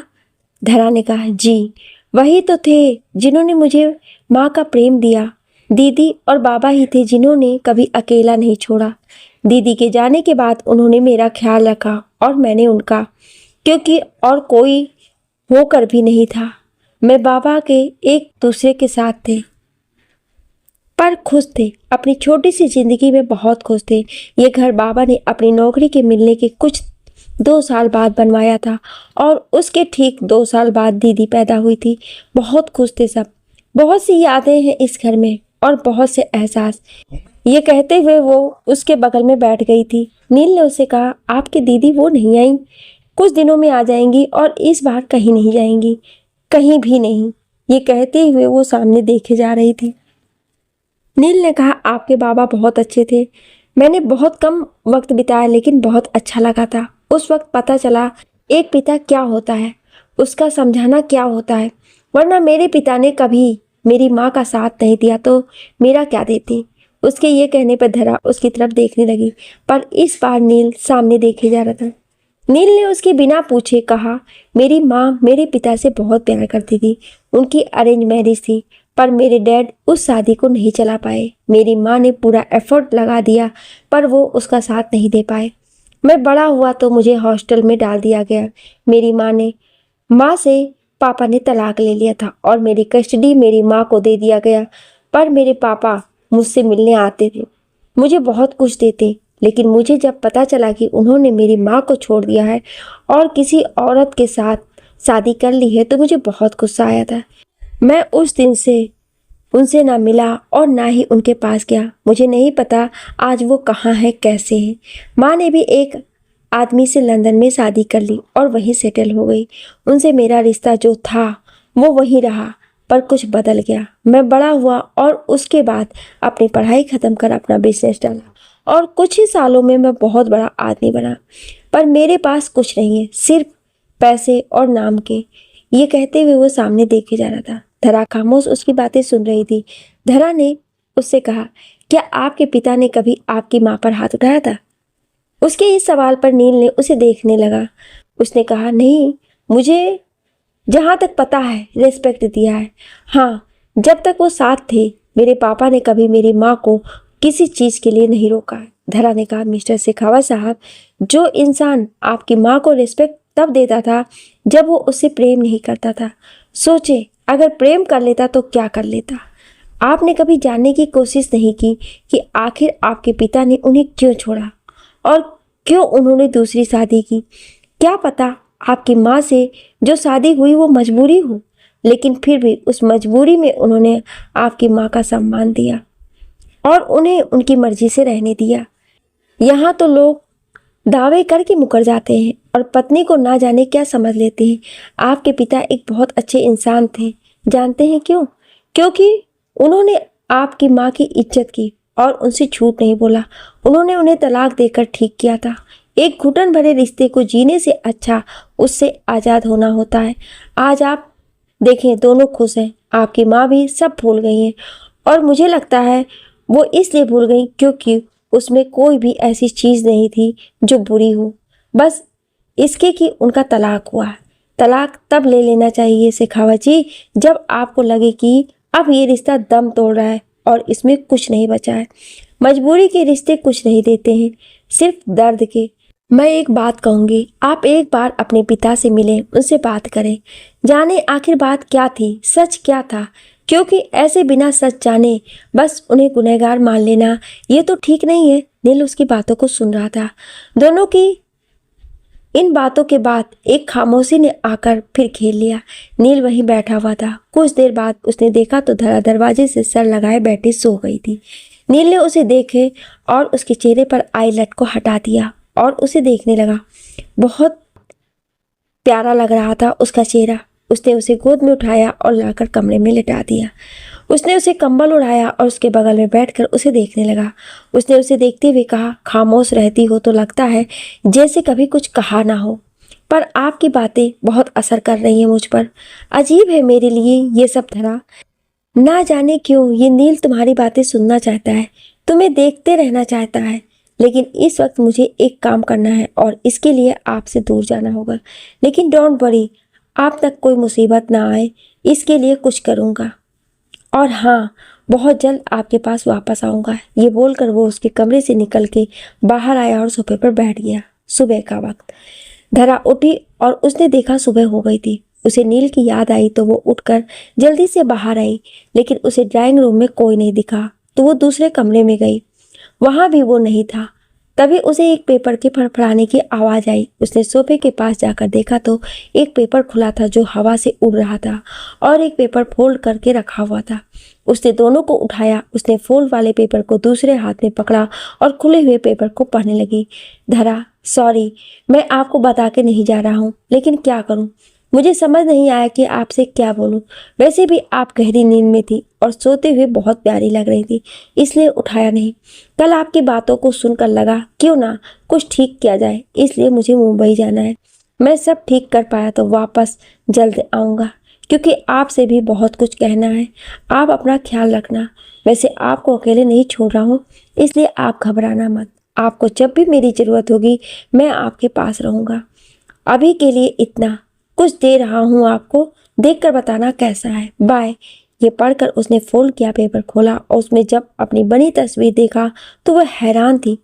पेपर के लास्ट में लिखा था, most beautiful and expensive girl in my life.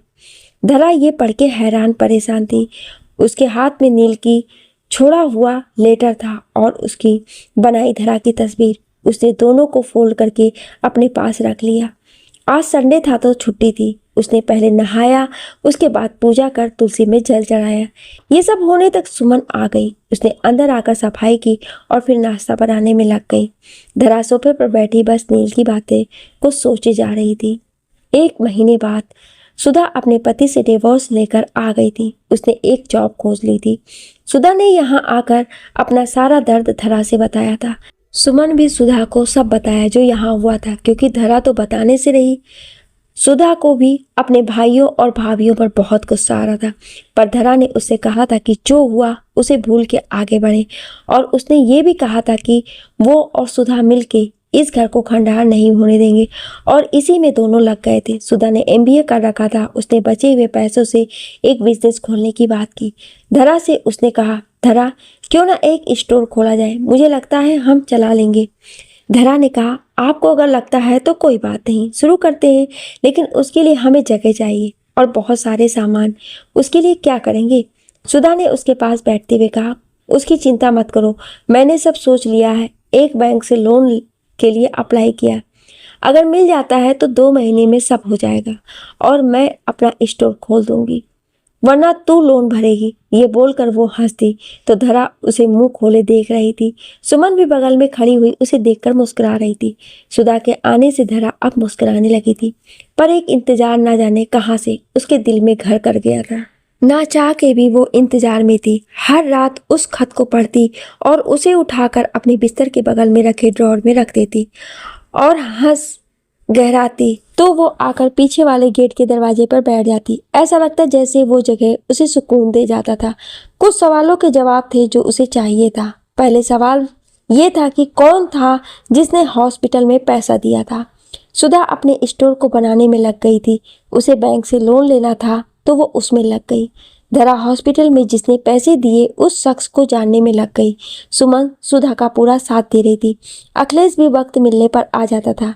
इसमें कोई दो राय नहीं थी कि सुमन अखिलेश अपने सगे ना होकर भी उन दोनों के लिए सगे से बढ़कर थे।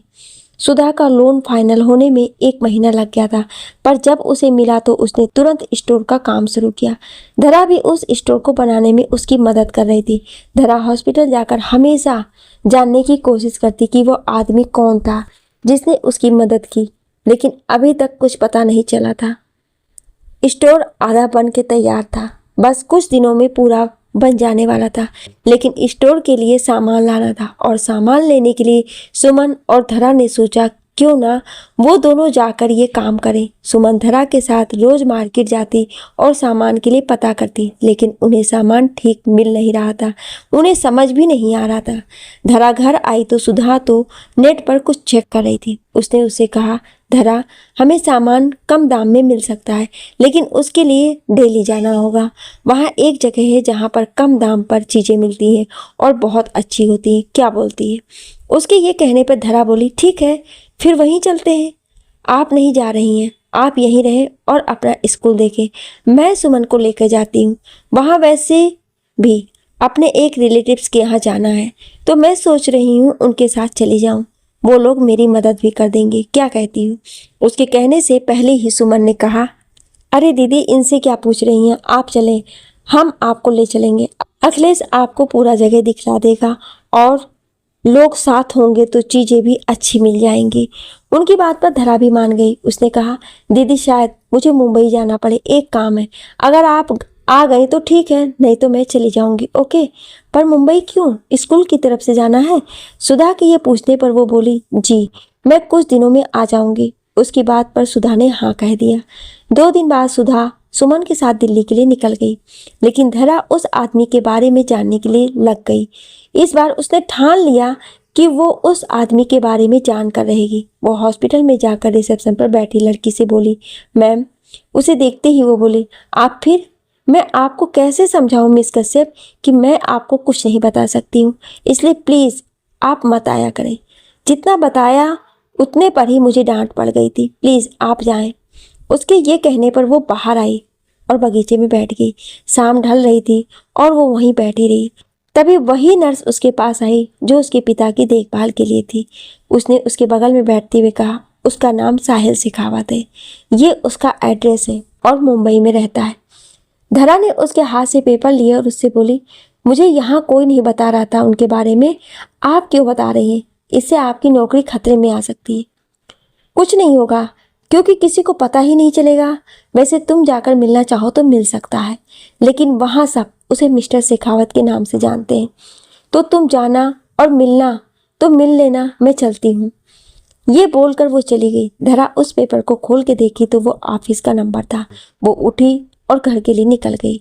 घर आकर उसने सोचा, उसके बाद उस पेपर को उठाकर संभाल के रख दिया।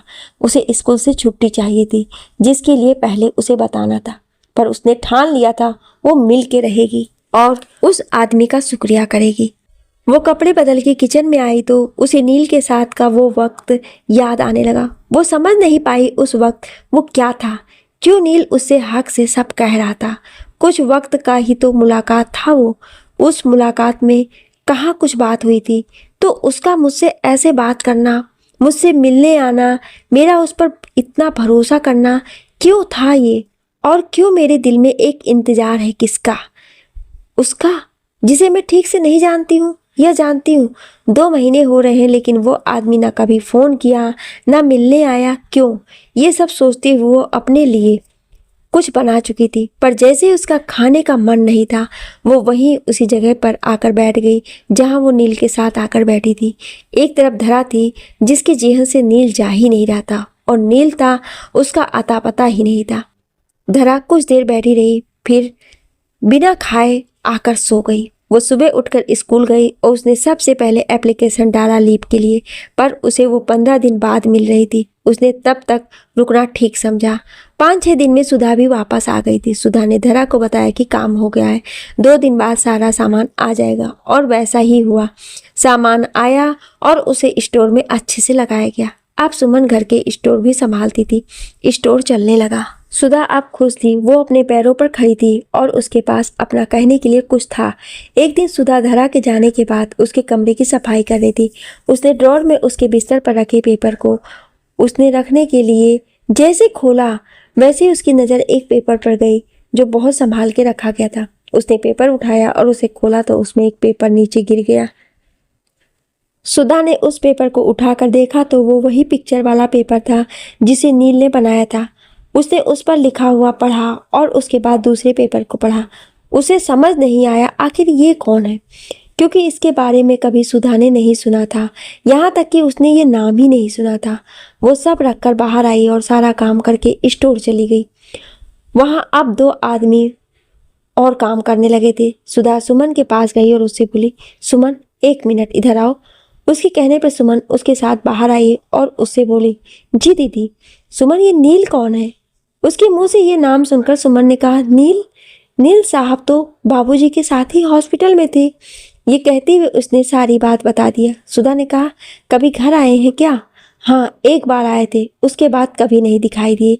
पता नहीं क्या हुआ। 2 महीने से ज़्यादा हो रहा है, पर ना वो आए ना उनके बारे में सुना। सुमन की इस बात पर सुधा सोचने लगी।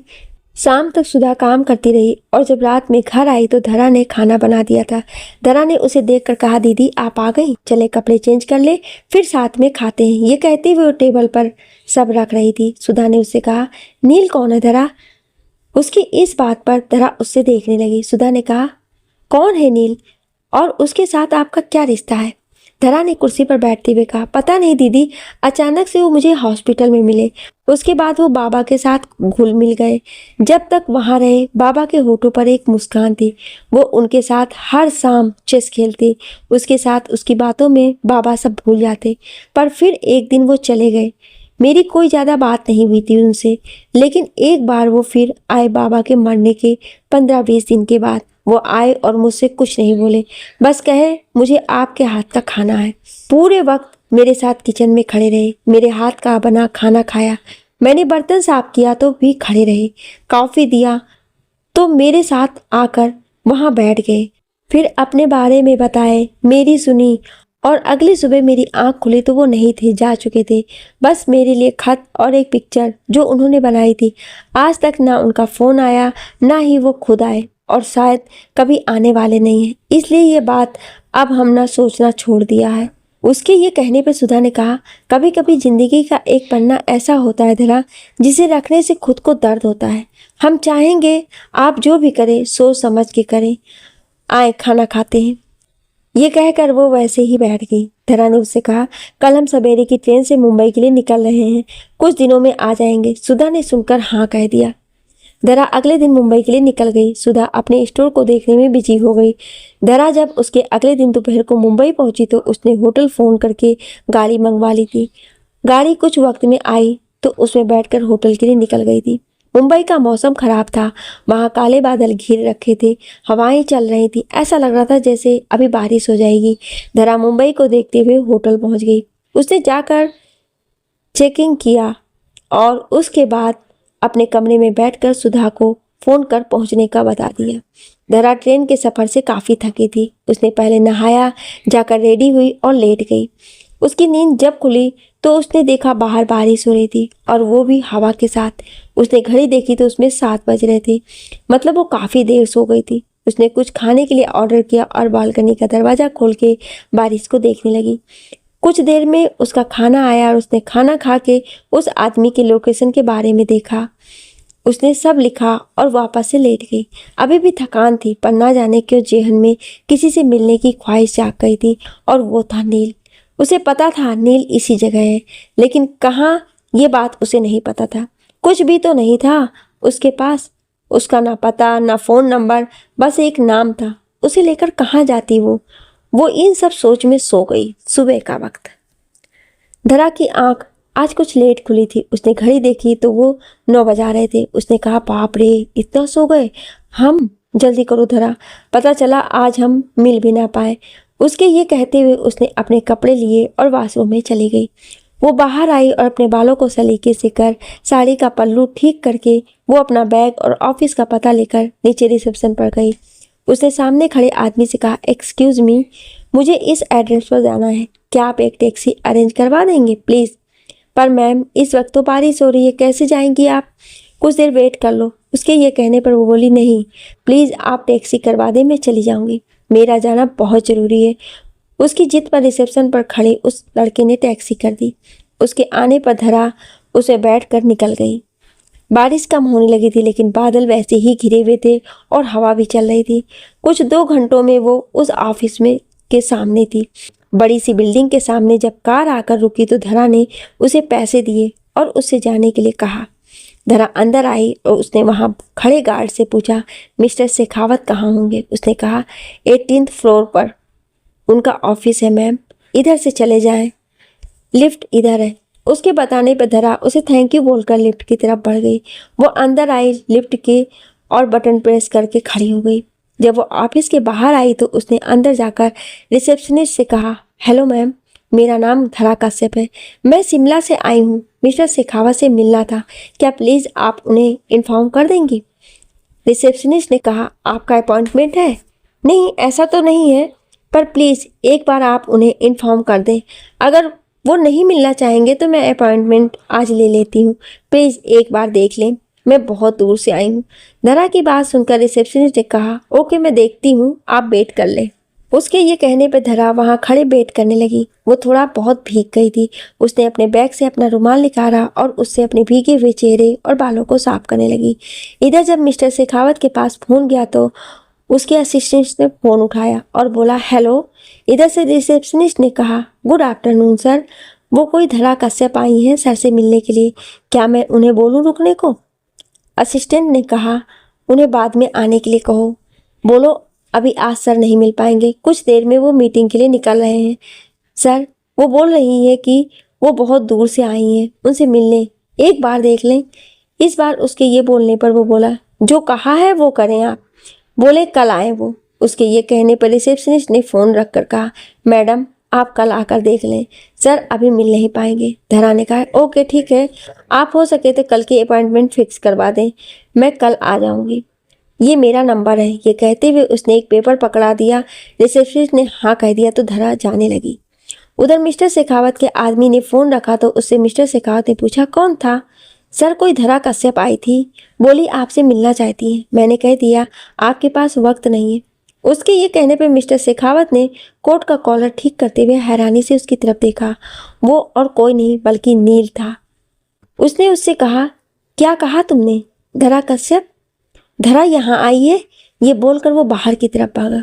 उसे बाहर निकलते देखकर उसका सारा स्टाफ खड़ा हो गया। वो भाग के रिसेप्शनिस्ट के पास आया और उससे बोला, वो कहाँ है जो आई थी, वो कहाँ है? उसने कहा, सर वो तो चली गई हैं, मैंने उन्हें कल आने के लिए कहा है। कब गई? उसके ये पूछने पर वो बोली, जी बस अभी कुछ वक्त हुआ है। उसकी बात सुनकर नील भागते हुए लिफ्ट की तरफ गया। उसने देख लिया था धरा लिफ्ट में घुस रही थी। वो आवाज़ देता तब तक धरा अंदर चली गई थी और लिफ्ट बंद होकर नीचे की तरफ जा रही थी। उसने देखा तो लिफ्ट ग्राउंड फ्लोर पर जा रही थी। वो सीढ़ियों से भागती हुई नीचे की तरफ गया, लेकिन जब तक वो वहां पहुंचता उससे पहले ही धरा टैक्सी कर उसमें बैठकर निकल गई थी। वो बारिश में भीगे हुए खड़ा उसकी गाड़ी को जाते हुए देख रहा था। उसके सामने से धरा चली गई थी और वो कुछ नहीं कर पाया था। शेखर छतरी लेकर आया और उसके सर पर कर दिया। नील ने सामने देखते हुए कहा, पता करो कहाँ रुकी है ये, मुझे जानना है। ये बोलकर वो चला गया। शेखर नील की यह हालत देखकर सोचे पड़ गया था। उसके दिमाग पर जोर दिया तो उसे याद आया कि धरा कौन थी और उसे क्या गलती हो गई थी। उसने नील के कहने पर धरा कहाँ रुकी थी ये पता करने लगा। नील भागा हुआ अपने ऑफिस में आया और रिसेप्शनिस्ट से बोला, वो कोई फ़ोन नंबर लेकर गई है? क्या बोली है वो? सर वो बोली है कि आपसे मिलना है, बहुत ज़रूरी है। मैंने कहा आप बिज़ी हैं, कल आने के लिए कहा है, और हाँ उन्होंने फ़ोन नंबर दिया है, रुके मैं देती हूँ। ये बोलकर उसने फ़ोन नंबर दिया तो नील ने वो ले लिया और अपने केबिन में चला आया। उसने फ़ोन उठाया और फ़ोन लगा दिया। पर इस वक्त नेटवर्क नहीं लग रहा था। उसने कहा, सिट। धरा यहाँ आई, लेकिन क्यों? उन्हें यहाँ के बारे में कैसे पता चला और ऐसा क्या जरूरी काम है? मैं भी वापस नहीं गया, कहीं कुछ, पर मेरे आदमियों ने ऐसा कुछ बताया क्यों नहीं मुझे? धरा, आप इतनी पास थी और मैं आपसे मिल भी नहीं पाया। कितना कुछ बताना था आपको, सुनना था आपसे। क्यों आई थी आप यहाँ? ये कहते हुए वो खड़ा कांच से बाहर हो रहे बारिश को देख रहा था। उधर धरा वापस आ गई थी। वो कमरे में आकर अपने कपड़े चेंज करके बैठ गई थी। उसने कुछ देर सुधा से बात किया और उसके बाद लेट गई और ना जाने कब उसकी आंख लग गई। शाम को जब उसकी आंख खुली तो उसने देखा कि उसके फ़ोन पर बहुत सारे मिस्ड कॉल थे। शायद फ़ोन की आवाज़ धरा को सुनाई नहीं दी थी। उसने देखा तो अननोन नंबर था। उसने सोचा जिसका भी फ़ोन होगा वो कर लेगा। वो गई, उसने हाथ मुंह धुला और आकर बाहर बालकनी में खड़ी हो गई। हल्की हल्की बारिश हुए जा रही थी। बारिश की वजह से धरा को मुंबई का मौसम काफ़ी अच्छा लग रहा था। कुछ देर वो वहीं खड़ी रही और उसके बाद वो अंदर आ गई। रात का खाना रूम सर्वेंट रख गया था, लेकिन उसने अभी तक नहीं खाया था। तभी उसके फ़ोन में एक बीप बजा और उसने फ़ोन उठाकर देखा तो उसमें मैसेज था। उसमें लिखा था, tomorrow Mister Shekhawat will meet you 11 o'clock in hotel Taj. उसने ये पढ़ा तो उसका मूड थोड़ा ठीक हुआ और उसने जाकर खाना खाया और जाकर कुछ पढ़ने लगी। पढ़ते हुए उसे ना जाने कब नींद आ गई थी। सुबह वह जल्दी उठी और वक्त पर रेडी होकर मिस्टर शेखावत से मिलने निकल गई। इधर ताज होटल के रेस्टोरेंट को नील ने सारा बुक कर लिया था, बस धरा से बात करने के लिए। वो खिड़की पर खड़ा उछलती हुई लहरों को देखे जा रहा था। उससे इंतजार नहीं हो रहा था। बाहर बारिश के साथ हवा थी और इस वक्त उसे रेस्टोरेंट के हर पर्दे को उड़ा रही थी, पर नील वहीं खड़ा धरा के आने का इंतजार कर रहा था। तभी उसके कानों में पायल की आवाज़ गई तो उसके होठों पर एक मुस्कान आ गई। दिल की धड़कन जैसे बढ़ गई थी। धरा उसके पीछे कुछ कदमों की दूरी पर खड़ी थी। उसने कहा, मिस्टर शेखावत। उसके ये कहने पर नील ने जब शकल उसकी तरफ किया तो धरा हैरान थी। उसके सामने वो था जिससे वो मिलना चाहती थी, पर पता नहीं था। नील धरा को पूरे 2.5 महीने बाद देखा था। उसका भीगा हुआ चेहरा और भीगे हुए बाल, माथे से बारिश का पानी टपकते हुए उसके गालों पर आ रहा था। धरा ने कहा, आप यहाँ? मैं तो साहिल शेखावत से मिलने आई थी, पर आप यहाँ? नील उसकी तरफ बढ़ते हुए अपने पॉकेट से रुमाल निकाल के उसके सामने खड़ा हुआ और उसके माथे से पानी को साफ करते हुए बोला, आपको जिससे मिलना है मैं ही हूँ वो। मेरा ये नाम बहुत कम लोग जानते हैं। आपको कैसे पता ये नहीं पूछूंगा, क्योंकि मैं जानता हूँ आप हॉस्पिटल गई थी और वहीं से ये सब पता करके आई हैं। बैठे आए। उसके ये कहने पर धरा आकर कुर्सी पर बैठ गई। नील उसके सामने बैठा था। धरा ने उसे देखते हुए कहा, मतलब वो हॉस्पिटल में जिसने पैसे दिए थे वो आप थे? नील ने कहा, जी। पर क्यों? आपने ये क्यों किया? मैं तो आपको जानती भी नहीं थी, ना ही मेरे बाबा आपको जानते थे, तो आपने ये क्यों किया? धरा ये कहते हुए उसे देखे जा रही थी। नील बस उसे देखे जा रहा था। वेटर कॉफ़ी रख कर के चला गया। उसने उसकी तरफ कॉफ़ी बढ़ा दिया तो धरा ने कॉफ़ी ले लिया। नील ने अपनी कॉफ़ी लेकर उसे पीते हुए बस धरा को देखे जा रहा था। धरा ने देखा नील कुछ नहीं बोल रहा था। अक्सर उसकी खामोशी उसकी बातों से बहुत ज़्यादा चुभती थी उसे। उसने अपने बैग से एक लिफाफा निकाल के उसे देते हुए कहा, ये जो आपने पैसे दिया था, सॉरी थोड़ा लेट हो गया देने में, देख ले पूरे हैं ना। मैं बस आपको शुक्रिया कहने और ये देने आई थी, चलती हूँ। ये बोलकर वो उठकर जाने लगी तो नील ने उठकर उसका हाथ पकड़ लिया। धरा वैसी ही खड़ी रही। नील उसके पास जाते हुए बोला, ये पैसे मैंने उस इंसान को दिया था जिससे मैंने दोस्ती की थी। मैंने जिसके साथ कुछ ऐसे वक्त बिताए जो मैं किसी के साथ कभी नहीं बिता पाया। मैंने ये पैसे उस शख्स को दिया था जिसकी बेटी की आंखों में मैं आंसू नहीं देख पा रहा था। ना जाने क्यों उस शख्स की बेटी का वो थका चेहरा मुझे परेशान करने लगा था, क्योंकि शायद 7 साल पहले वो चेहरा उसी तरह खामोश मेरे बगल से गुजर जाया करता था। मैं उसकी खामोशी को तोड़ना चाहता था। मैं उसे शांत देखना चाहता था, 7 साल पहले भी और आज भी, पर नहीं पता क्यों। बस देखना चाहता था आपको, आपके आंखों में सुकून को। जो दर्द था उसे कम करना चाहता था, इसलिए मैंने वो किया। धरा उसके ऐसे पास आने से सहम गई थी। उसके दिलों की धड़कनें तेज हो गई थी। उसने उसकी तरफ देखकर कहा, 7 साल पहले? उसके इस सवाल पर नील बोला, आप शायद मुझे भूल गई, या ये कहूँ कि ठीक से देखा नहीं था मुझे, तो याद कैसे रखती? जिस कॉलेज से आपने ग्रेजुएशन किया था उसी कॉलेज में मैं आपका सीनियर था। आपके आने के 1 साल बाद मैं अपनी ग्रेजुएशन पूरी कर आगे की पढ़ाई के लिए लंदन की यूनिवर्सिटी चला गया। पर उस दिन जब आपको देखा तो जैसे मुझे सब याद आया, लेकिन आपको नहीं।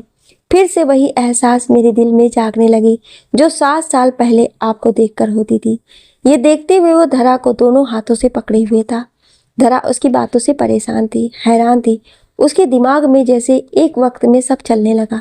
उसने खुद को संभाल के कहा, आपने जो किया उसके लिए शुक्रिया मिस्टर शेखावत। उस वक्त आपने मेरे और मेरे पिता की मदद की, उसके लिए शुक्रिया। ये आपके पैसे हैं, प्लीज़ इसे ले लें आप। मैं इसे अपने पास नहीं रख सकती। वो ले लूँगा, कुछ वक्त दोगी मुझे? मेरे साथ कुछ वक्त रह सकती हो? धरा उसकी बातों से अजीब सा महसूस करने लगी थी। उसने कहा, कल मैं वापस जा रही हूँ, वक्त नहीं है। होटल जाकर कल जाने की तैयारी करनी है। मैं जिस काम के लिए आई थी वो हो गया है। सॉरी, मुझे जाना होगा। ये बोलकर वो आगे बढ़ने के लिए कदम बढ़ाने को हुई तो नील ने पीछे से पकड़ के उसे अपने पास कर लिया। उसने आंखों को बंद किए हुए कहा, बस कुछ वक्त। आखिर इतना हक तो है कि आप मुझे कुछ वक्त दे दें। मैं आपको शाम को खुद छोड़ दूंगा, बस कुछ वक्त। धरा उसकी बात पर खामोश खड़ी थी। नील ने उससे कहा, बोले धरा, सिर्फ कुछ वक्त बस। धरा ने उससे दूर जाकर कहा, ठीक है। उसके ये कहने पर नील उसे देखे जा रहा था। उसने जाकर उस लिफाफे को उठाया और बहुत संभाल के उसे अपने कोट के अंदर वाले पॉकेट में रख लिया। उसने धरा को हाथ के इशारे से चलने के लिए कहा तो धरा उसके आगे आगे चलने लगी और वो फिर से उसके पीछे। वो उसके हाथ साथ बाहर आया तो उसने शेखर से कहा, गाड़ी की चाबी। उसके ये कहने पर उसने ड्राइवर से चाबी लेकर दिया। नील ने चाबी ली और शेखर से धीरे से बोला, इनका सामान उस होटल से हमारे होटल में ले जाकर के शिफ्ट करें। और हाँ, रूम बहुत अच्छा होना चाहिए, हमारे होटल का सबसे अच्छा रूम, समझे ना? शेखर ने उसे हाँ में सिर हिला के जवाब दिया। ये बात उसने थोड़ा धीरे से कहा था जिससे धरा ने नहीं सुना था। उसने धरा को बिठाया और उसे लेकर वहां से चला गया। शेखर उसके कहे काम में लग गया। कुछ देर में दोनों समुद्र के किनारे पर थे। नील ने गाड़ी वहीं खड़ी कर दी थी। धरा अपना बैग गाड़ी में रखी हुई थी। नील अपनी कोट उतार के टाई की नॉट ढीली किए हुए बाजू को फोल्ड करके गाड़ी से लगा खड़ा था। धरा समुद्र के पानी के पास खड़ी थी। लहरें आती और उसके पैरों को भिगोकर चली जाती और हल्की बारिश में भीगते हुए वो दूर तक फैले हुए समुद्र को देखे जा रही थी। हवा से उसकी साड़ी का पल्लू पीछे की तरफ उड़ रहा था। नील बस खामोश उसे खड़ा देखे जा रहा था। धरा बारिश में भीगे जा रही थी पर उसे अपने बदन पर नील की नजरों की गर्मी महसूस हो रही थी। नील आया और उसके बगल में खड़ा हो गया। धरा ने वैसे ही खड़े हुए कहा, आपने अपने पापा से बात किया? हाँ, शुक्रिया, आपने मेरे पिता से मेरा रिश्ता एक बार वापस से ठीक कर दिया। बहुत खुश थे वो मुझे एक बार वापस पाकर। नील ये कहते हुए सामने समुद्र में उठती हुई लहरों को देख रहा था। धरा ने कहा, पिता ऐसे ही होते हैं, वो कभी किसी से ज़्यादा नाराज नहीं रहते हैं, पर हम बच्चे बहुत जल्दी किसी चीज़ को अपने अंदर बैठा लेते हैं और बहुत देर हो जाती है उसे मन से निकालने में। पर अच्छा लगा आपने वो देरी नहीं की। कहाँ है वो इस वक्त? आपके साथ? नहीं, वो पेरिस गए हैं किसी काम से, पर जल्दी वापस आएंगे। ये कहते हुए वो धरा की तरफ देखने लगा जिसके चेहरे पर एक सुकून था जो कुछ वक्त पहले उसे नहीं दिखा था। धरा ने देखा एक छोटा सा कछुआ उसके पैरों के पास आकर रुक गया था। वह लहरों के पास जाने की कोशिश कर रहा था। उसने झुक के उसे उठाया और आगे बढ़ के उसे पानी के पास छोड़ दी। वो देखते देखते जा चुका था और उसे धरा जाते हुए देखकर मुस्कुरा दी थी। नील बस उसे देखे जा रहा था। बारिश जब तेज हुई तो नील ने जाकर उसका हाथ पकड़ा और उसे ले जाने लगा तो धरा वहीं खड़ी रही। नील ने उसकी तरफ देखा तो वो समझ गया वो नहीं जाएगी। वह ऐसा ही उसके बगल में खड़ा हो गया। नील ने उससे कहा, 2.5 महीने क्या किया आपने? उसके ये पूछने पर वो बोली, दीदी अपने पति को तलाक देकर वापस आ गई। उन्होंने एक स्टोर खोला है और हमने सुमन ने और अखिलेश, सुमन के पति, उन्होंने मदद किया है। स्टोर अच्छा चल रहा है, बाकी और खास नहीं। नील ने मन में कहा, हमें याद किया? उधर धरा ने मन में कहा, और आपको याद न चाह के भी। ये कहते हुए वो सामने देखे जा रही थी।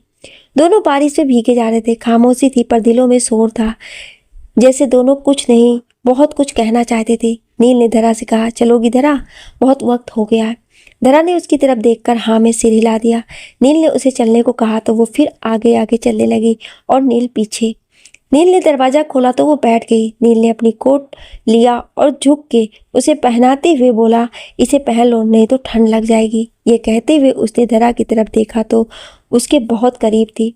उसने पास से धरा का चेहरा देखा तो बारिश के पानी से भीगा चेहरा, गीले होंठ, पलकों से टपकता पानी।